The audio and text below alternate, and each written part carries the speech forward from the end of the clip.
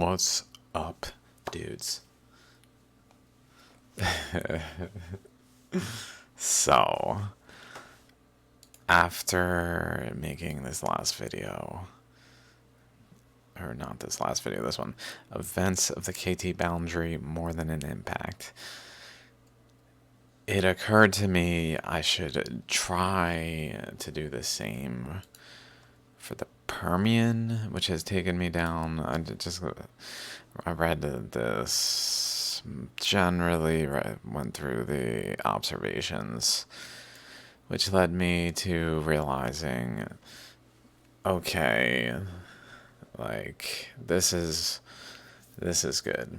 So there's the Siberian traps. Before I go into what I found here, what I already am somewhat aware of is the Siberian traps are going off. And I've also seen something that I think is important that's not brought up in this Wikipedia. Maybe I can find it. Super volcanoes, Australia, 250, or 250, I don't know.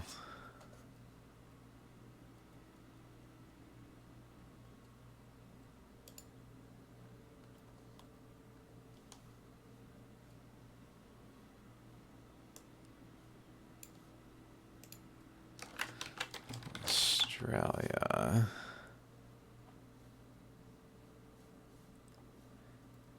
Eastern Australia. So around there, around that time.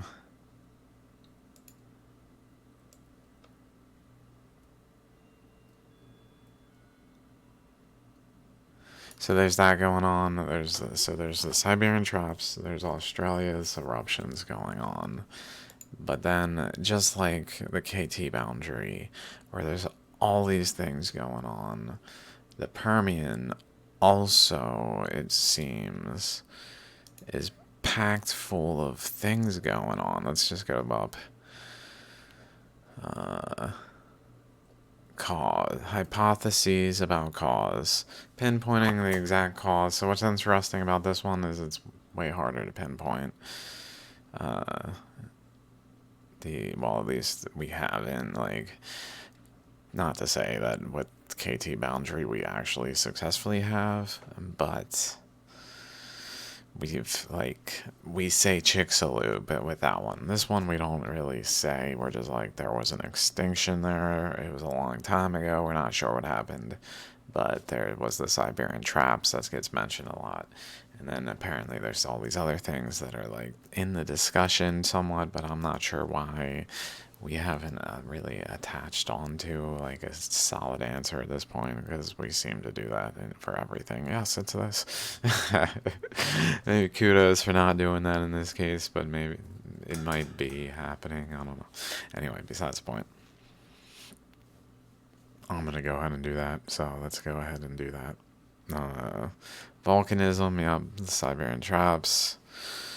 Siberian traps, Siberian traps. There's also this one, which is in southwestern Gondwana.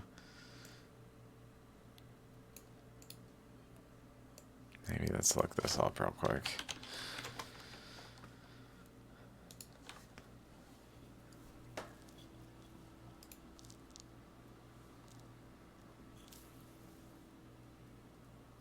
So it's in Argentina. I see. Chile, Argentina. Ew.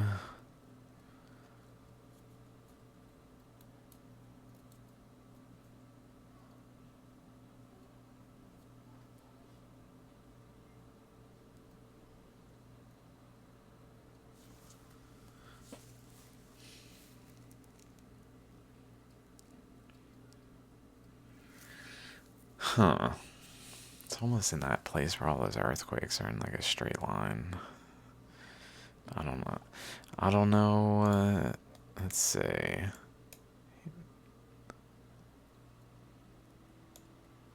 Somewhere over here.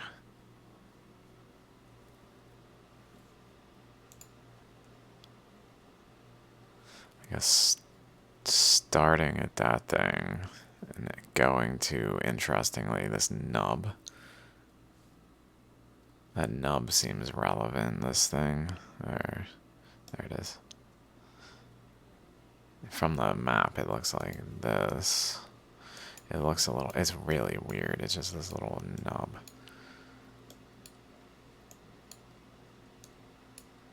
Like, what's up with that?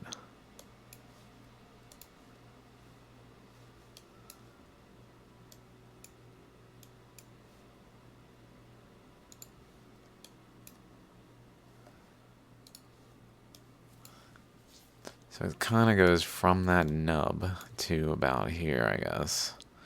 This distance, maybe this is it.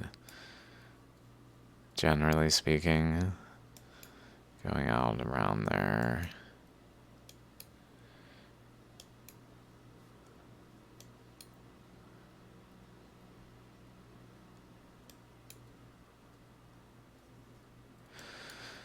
It's really in the region where this starts to vibrate. It seems to be fluid, like the way it's, these lines are much more straight, and then over here they start to physically open into these like wider shapes like this, that then literally maybe even like opens to a mouth and releases the flood basalt that maybe like started flowing from here.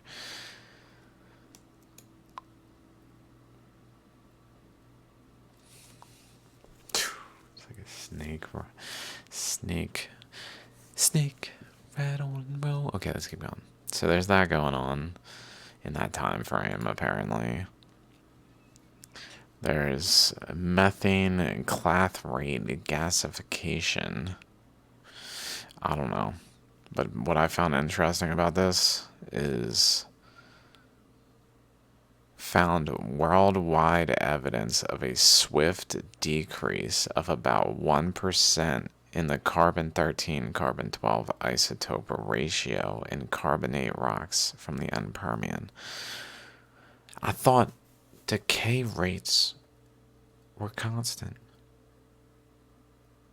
I guess we're saying that it caused removal and like differentiation, I guess. Maybe. I don't know. Either way, it's interesting that there is a isotope like a decay rate change going on in some way. I don't know if it's a decay rate change. I keep saying that, and people are probably offended now. How dare you? It's not that. But some like change in the isotopes that maybe at other times happens too, where we just didn't notice. Where it's not really like a decrease in the percent. Like there really was a difference. Like maybe that happened a larger percentage in a more uniform way where it's not detectable. That leads to the painting of many of years. That's all. Something happened where you're like essentially rapid decay rates occurred, but maybe it was more of a like separation process ultimately. I don't know. Okay, so there's that going on. More organism stuff related, which I kind of skip by, honestly. CO2 stuff, okay. Anoxia. Severe deficiency of oxygen. Permian to the early Triassic. Late Permian to the early Triassic. Okay. Aridification. Okay, now we're getting to what really piqued my interest. All about, like, okay. Oh, here we are. Okay. So, here's some evidences that reported evidence for an impact event. Shock quartz in Australia and Antarctica, which is funny because I recently was like, huh, You know, it's these arrows. We can't just say because they look like arrows that were like hit by stuff that they therefore are arrows made by humans. I know we think that that's sufficient, but look at these stones that were not shaped by humans or by any living creature, really, in terms, pardon me, God, in terms of,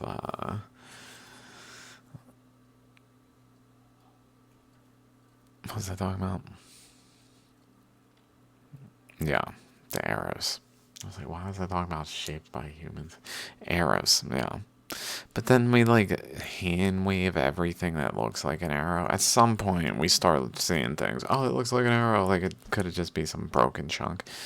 It's an arrowhead. I found an arrowhead, and like, yeah, there's definitely misclassification. That's all I'm saying. And it's casual hand waving is what happens. And same thing happens with comets or asteroid impacts where shocked quartz is used. I was just saying that as like an equivalent, even though they probably don't understand what it is an equivalent. They're like, yeah, they're arrows and yeah, they're impacts, dude. No, they're not, though. These are definitely not impacts, not the way we think of them, at least. Okay, let's move on. So, anyway, later on, we find out the observed features were concluded to be due not to shock, but rather to plastic deformation of the shock quartz. So, the quartz from Antarctica, once considered shocked, has been re examined, but rather plastic deformation consistent with formation in a tectonic environment, such as they go ahead and like give like credence to formation, like consistent with this theory we have, and as such as some mechanism that it produces like volcanoes. You mean consistent with volcanism? Like you don't really need this like ode to our like oh baby, baby, I love it when you are so tectonic. Plate shifting. Ooh, girl. Place be shifting. Okay. Enough tomfoolery.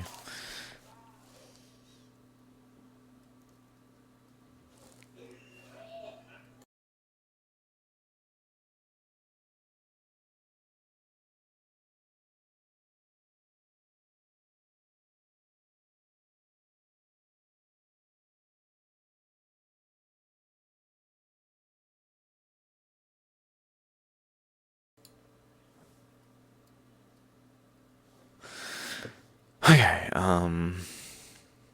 Bedouin? Bedouin? Bedou? Bedou?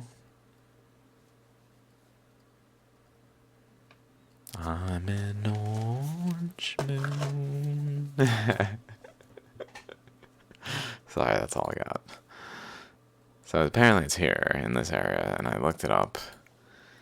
Maybe I can go like that. There it is. Apparently that's exactly there. I don't know. That seems unlikely, but whatever. Whoa.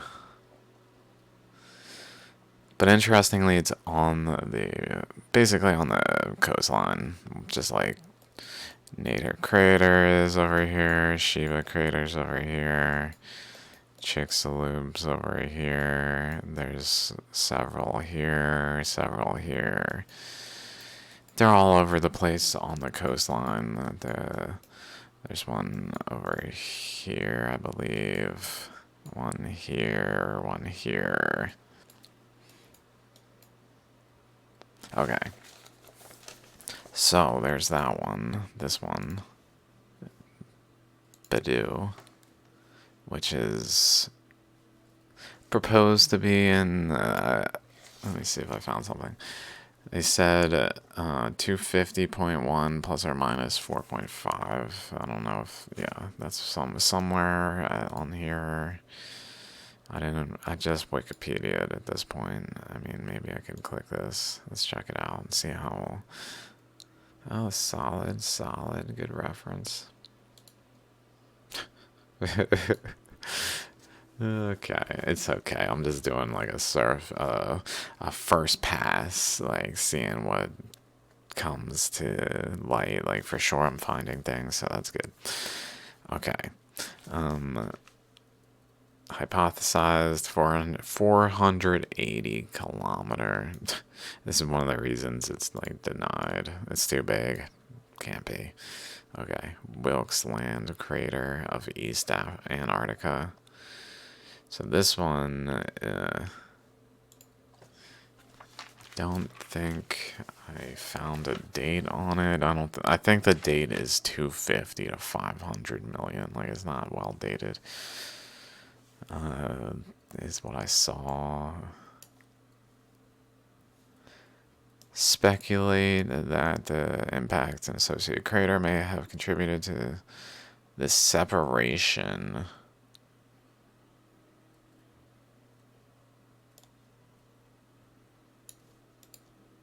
Separation.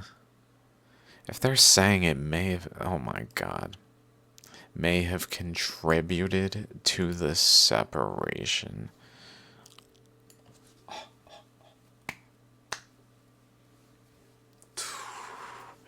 Not an impact. Bonds breaking, dude. How incredible.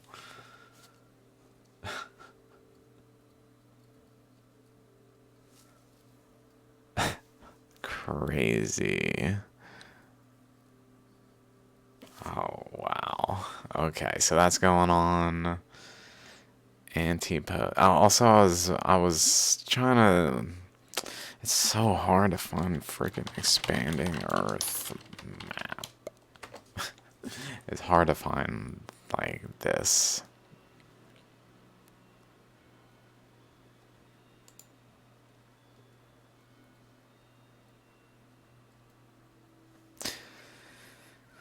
Even if I could just find this with the Earth pre-expansion, like the same map would be super duper. It tends to be a globe when it's just there's just not enough people. The dominant force has taken all of our resources and squandered them towards a false paradigm.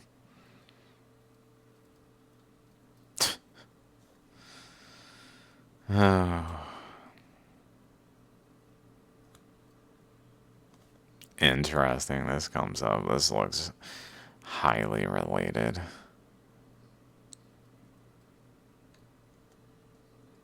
Not to say that like what's depicted here is I don't know is accurate or whatever, I don't know, but what I'm saying is like that there is this type of thing going on.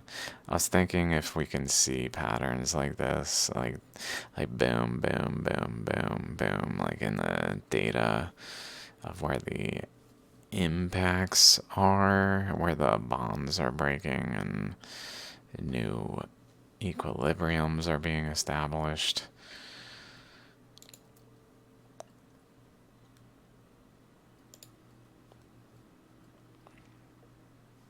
So I got this one. For sure, I'm going to have to look into each of these a little more, find research papers that talk about them just generally, and then ones that say things that are more like what I want them to say. Like, are people saying like things that I want, like 251.9 and blah blah blah, like, oh, by the way, this is kind of odd that the Gondwana broke apart, like that kind of thing. That's the kind of thing I need to be like, dudes, something is up, and here is kind of what's up is something of this nature. I know I'm not like, it's not like in textbooks that are like thoroughly worked out. Like classical mechanics, like we got a textbook that we can reliably just teach to anyone. Here, here's classical, here. It doesn't really need like that much work because it's focused on that aspect, but it's very worked out. But you know, there's still a lot going on here. it's in its infancy. Like, I'm just looking at the Permian more closely for details. Okay, let's stop blabbering and look at, here's another one. 251.9 is the Permian. Pretty zeroed in on like plus or minus 0.033 or something kind of scales, which is crazy. Like, not crazy, it's just wow, like how precise we actually can be to zero in on certain aspects. This one's interesting because I was even thinking about it. Unlike what I was just saying, this is totally opposite. It's not at the boundary. It's actually like right there. I don't know why it keeps removing the dots.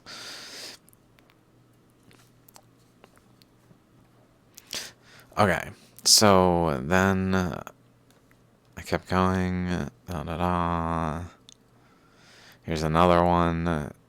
Falklands Island. So this is all the way over here at the tip of pretty much at again the boundary. This one even looks like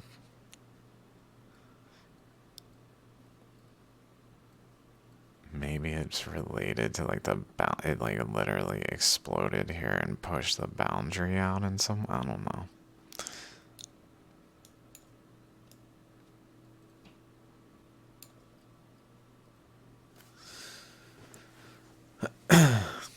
Okay, let's see. So Pangea is breaking up, which is really the Earth's single crust. Like, this is not true. This is not true. All of the ocean is not true. It doesn't.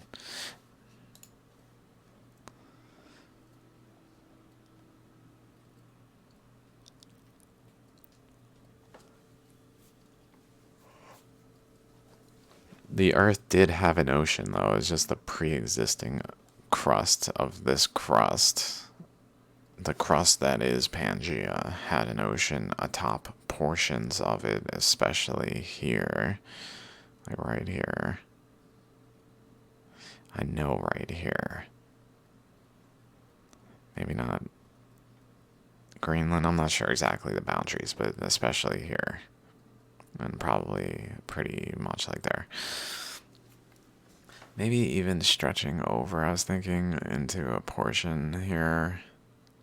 Just like a boundary here that was separated but wasn't exposed because of the face. I know it's kind of ridiculous basis because of the face of Nefertiti that I talked about in the last one about African goddess. That one made me think maybe it was part of the ocean too. I don't know. Atlantis was here, pretty much right here. Okay. So there's another one, which at some point I was like, well, what am I doing? That may just. Also, this was interesting. John Gribben argues solar system last passed through a spiral arm of the Milky Way.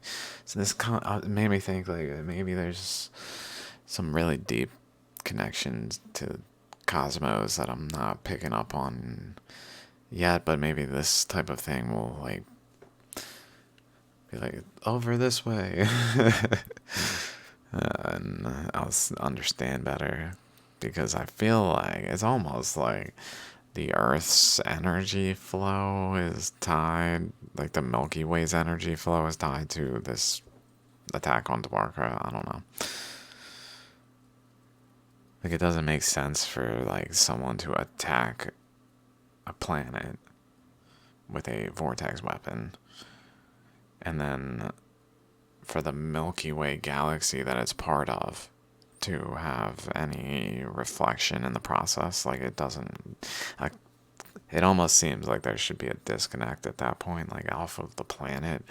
It's pretty much just like the universe doing its thing and then the planets just hanging out, but it doesn't seem that way when there's this kind of connections, like Hindu connections, things that are like Hindu cosmology that I'm certainly not aware of, just aware of surfacely, peripherally, its existence, and that it's subtly different but more in tune with some things that I'm thinking I should really spend some time looking into, but there's just so much stuff to look into. Maybe I'll come to it soon, because if this kind of galaxy, like cosmic relationship continues to come up in like the extinction events, anyway,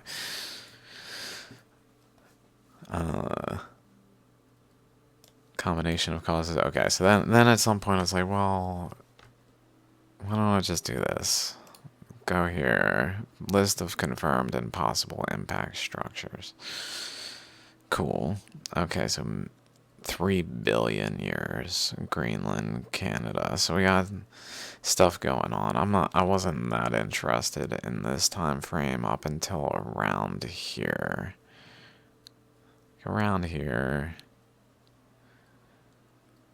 Especially yeah, pretty much.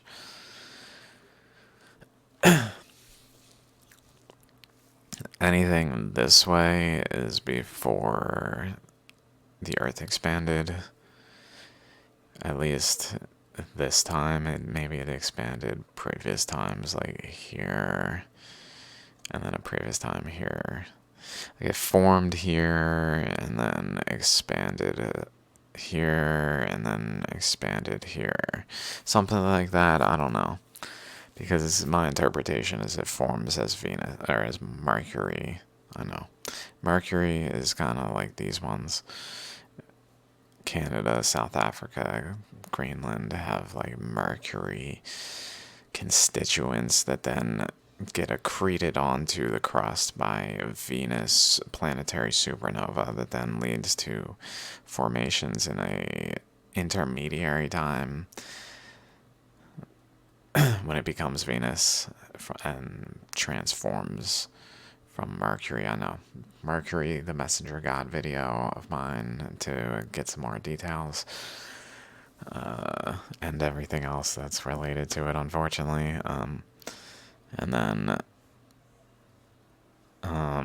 it transforms basically at some point into being stably the Earth that we live on, and possibly transitioning to a smaller globe than Venus is now, like dividing into two systems, the Earth and the Moon from one system of Venus, I think happens, and then the Earth is attacked by a vortex weapon, so it grows and looks more like Venus is today, but really, like at the time back then, it was much smaller. So it went from a really small Mercury to a Earth-sized Venus to a smaller planet with the same moon that we have today. To, at least I think that's when the moon shows up, to a larger planet that happens basically in this time frame, which is really when ancient Dwarka is attacked and so on. So this is when Earth is inhabited, when it's not like here it's Mercury, like, so we're not here, like we're not on Mercury right now, so there's no one on planet Earth. Then we're not on Venus right now, so there's no one on planet Earth then. And then basically we show up when it becomes the new Earth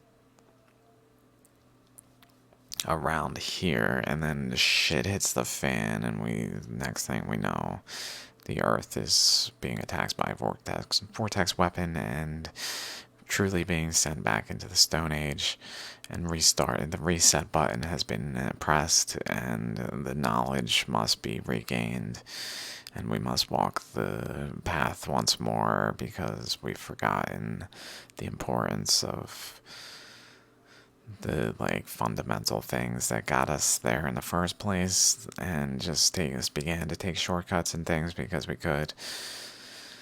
And rather than like really paying close attention, which is hard, it's like kind of a pain in the ass, especially when like everyone's doing it, which probably what happens is like it really reaches a point where it's not a burden anymore because people are doing it with such abundance that it's like kept up with. But now we live in like a state of disrepair where we're not really paying that much attention because we don't know of alternatives, and what we're being sold is not that compelling to really pull us in to like focus completely on it. So we just live our lives, go about our lives, and sometimes get caught in that, and you know, and we basically progress our understanding back to the point where we are actually able to then be at that like society level that was present then. But I mean, by walking through the end times, it seems, because that's what looks like what's happening. And then the people running this world into the fucking ground get to enjoy it when it becomes Mars. And they live in their deep underground military bases being fucking dumb. That's my thoughts. And then they become Martians, probably fucking through the vaccine spam number 282. They've GRNA. It's some other technology that's just totally removed all the DNA and turned it into some other thing that's just like a computer, silicon based, or I don't know. Okay, so we got this one, we got those impacts. But then I was looking at this,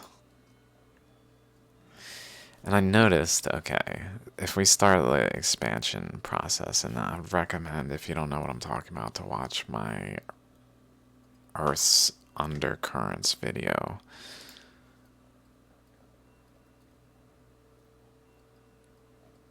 It's pretty recent, right?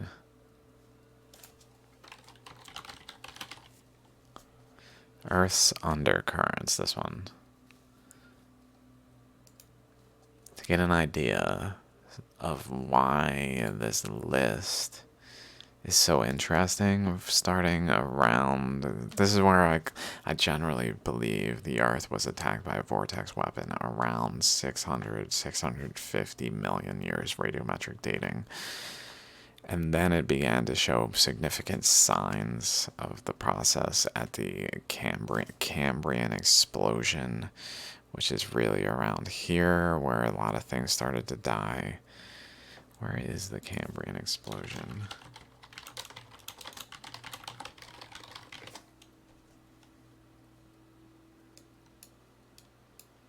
Interesting. I did not realize that was actually the same dates. Thereabouts. Question mark. I don't know how precise, but anyway. So if we imagine this current going this from India this way through here, but generally like at a width that over time like changes, so it's more focused by currents flowing back the other way later on. But in the meantime, maybe initially, especially in this time frame, it's more wide. So Central Africa, where is this one? Oh, I think that, wait, where is this? They can't be saying this thing here.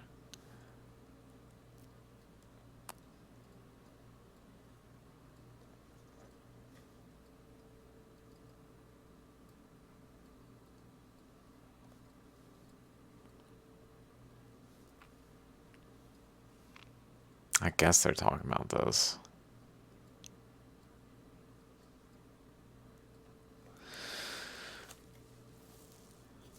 Forming that early. My thoughts are it's the previous nucleus, like equivalent to Mount Grenard uh, region.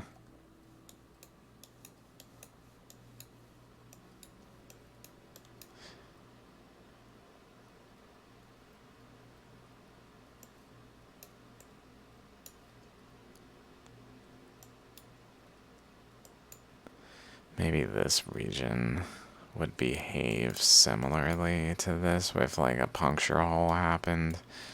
The currents flowed, maybe they would flow to like a depression region that was here, because I feel like this happened later than 540, but maybe it started to happen in that time frame. It's a little odd that they would, it almost seems like it would be continuous through the whole process. Maybe it first opened up at that time.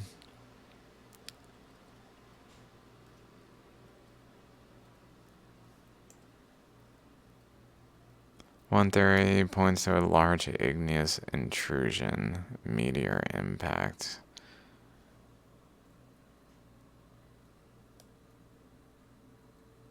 Connection was drawn with a meteorite impact that may have occurred in Brazil.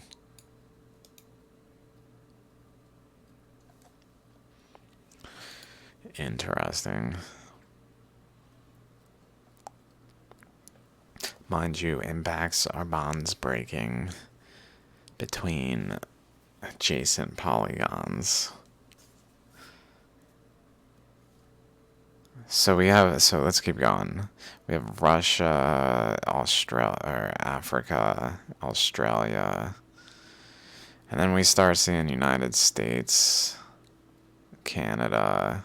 So around this time frame, 500. So we're seeing generally in the same like westward way of.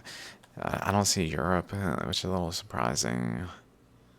Although Europe, it seems to have freely flowed under, so maybe that's like an aspect of it that's necessary to have done that kind of thing. But then we start seeing just a bunch of them, in Canada and the United States, just a bunch, and just one after another, which just really doesn't make any sense if you think about it from a um, impact stance, like that, why it would be like United States, United States, United States, United States, oh, Canada, Canada, United States, with Kazakhstan in there, but it's just like way too many in a row. But the current flowing westward into North America, producing the boundaries of the Rencha, causing heat exchange that's really like bubbling, maybe even bubbling energy up in a way that like produces a bunch of these here. So it seems to go through this region in this time frame. Also Kazakhstan, so like also stuff going on in Asia. Where is Kazakhstan exactly?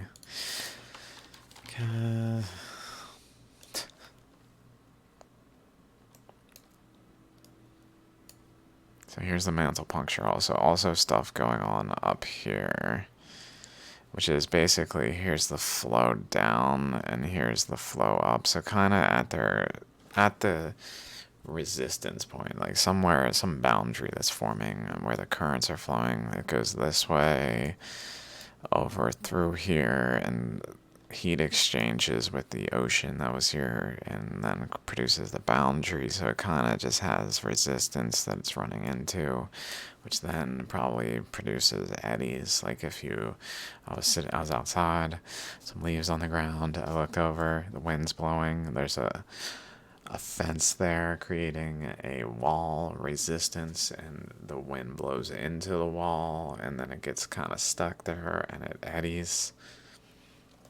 same kind of thing, but this way the current flows and runs into resistance either by another current or just like a wall of material that heat exchanged with the ocean here. Pardon me. Okay, that was there. And then United States, Canada, Chad, United States. So basically in that time frame, from around 542, maybe 600, if we see a couple outliers of Australia, which is where these currents focused, so it kind of makes sense if there's somewhere else Australia would have things going on like that. But then Africa kind of fits in as well if the current is more wide and then also the back current, so there's kind of mixing going on here. This one, I don't know if I would call it a possible impact structure. That's kind of, I mean, it's literally just a cross current going through, carving an indentation here and pushing up mounds, flowing through the region. But maybe because there's this other current going this way, it kind of is two currents colliding and kind of impact-like. I don't know. And in a way where it's so fractally of an impact that it doesn't even look like an impact anymore. It just looks like a current cutting across another thing and having like a cross current. I don't know.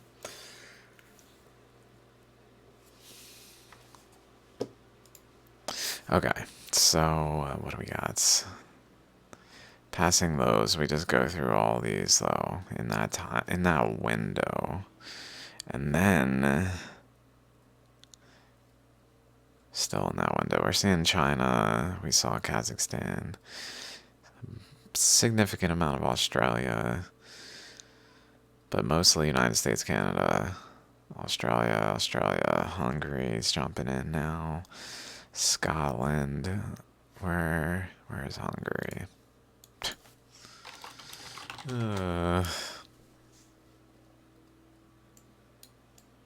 Here, Scotland. Sorry guys, I know you're like, what in the... Oh yeah, I've even been to Scotland. Just didn't even want to think about it. It's like, somewhere, I don't know. Okay, so we got an impact there. So that's in this line. So back to that Europe thing. These are pretty much in that current path. Hungary. So here's the Black Sea. Let's see. Here's the Black Sea. Somewhere over here? I don't know. So, and then Scotland's over here. Scotland certainly is more under the influence of nearby currents.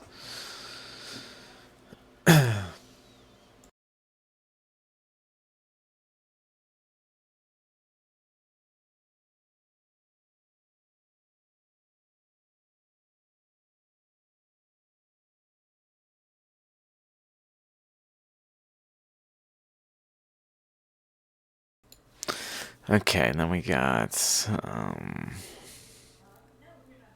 these ones in this time frame. 290 Clearwater, which is interesting because Clearwater is a twin impact or whatever, binary impact, but it's not. Like they're dated significant. Both craters were previously believed to have the same age, promoting the long-held idea that they formed simultaneously according to this double impact theory. Blah blah blah blah blah blah blah blah blah. However, oops. I don't know, somewhere they're just not formed simultaneously. They're significantly enough different time frames that it's considered coincidence. So it's coincidence that this one that has a twin impact directly adjacent that's not at the same time also has another impact at the same time, maybe to this one. And then there's like gaps, and then there's this string of impacts here.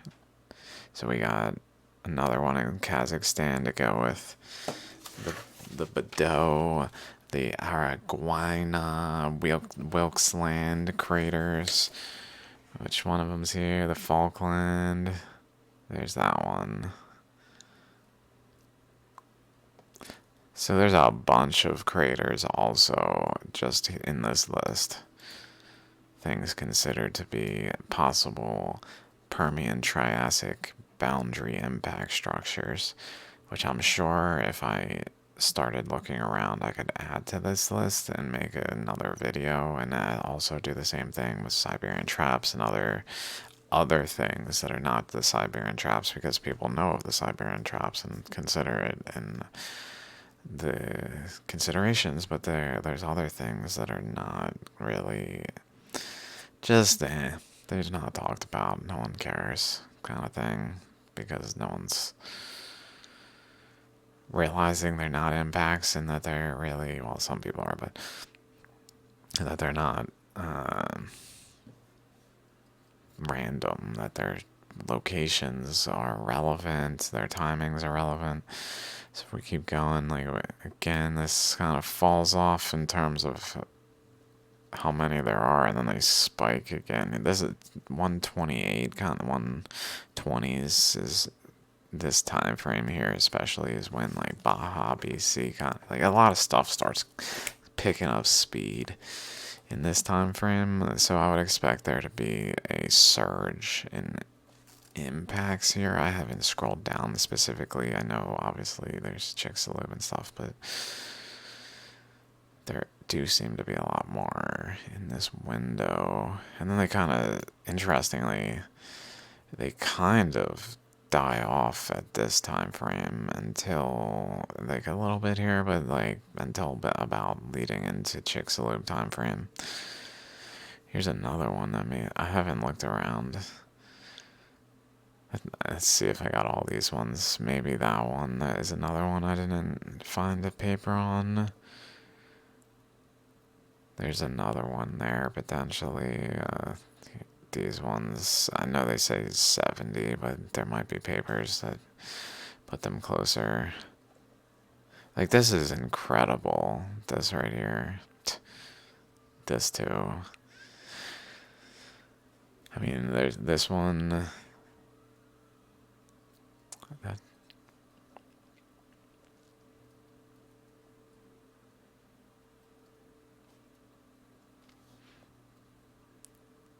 And then I would expect them to be less frequent, like after right around here. Like, it's really to slow down. But they seem to not slow down, although it may just be they're smaller, a lot more detectable at the end.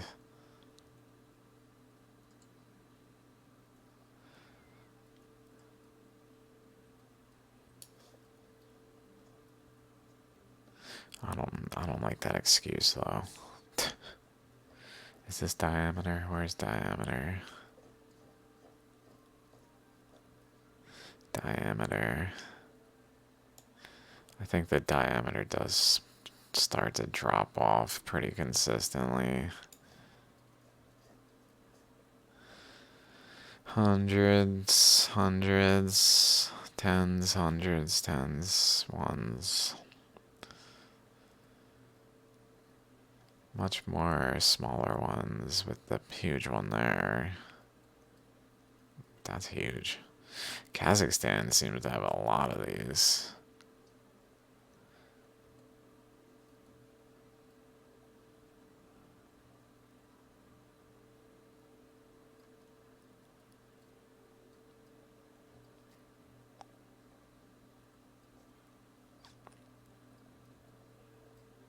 Yeah, they are dropping off in size. Shiva, but that's still there. Like there's definitely no more larger ones. Anything above 100 after this, I doubt it. Whoa.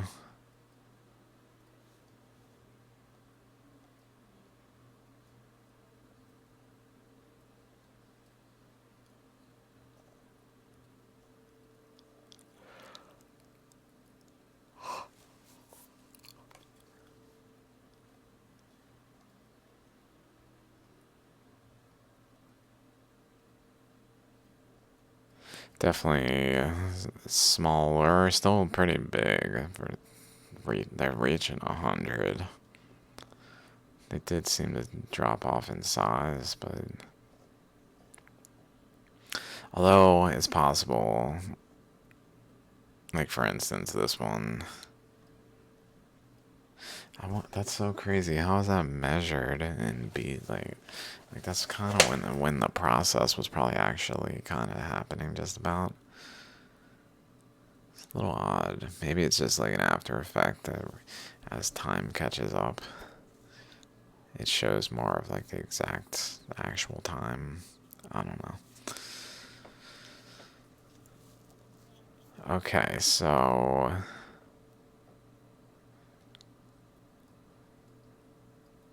there's definitely something to this, and I'm gonna look into the Permian more. It seems a little less spiky. I think that's what's so useful or like that we focus on it as a people. Like it's kind of like the Atlantic. Maybe it's more just like obvious, so it's easy to piece together. They were together, but the Pacific, it's way more like we just kind of hand waved it. I think that's my interpretation. Like we had a theory, and then we hand waved the theory over the Pacific, and then we basically uh, try to subsequently explain the Pacific as best as we could. So we have like a form of an explanation for it, but it doesn't work because it doesn't actually incorporate the expanding Earth model, which is the reality of the situation. So, like, what are we gonna do with this model? Like, it can't work. Okay, okay. So, I just thought I'd share because some pretty interesting tidbits before I just rant forever. That sounds good. See y'all later. Peace out.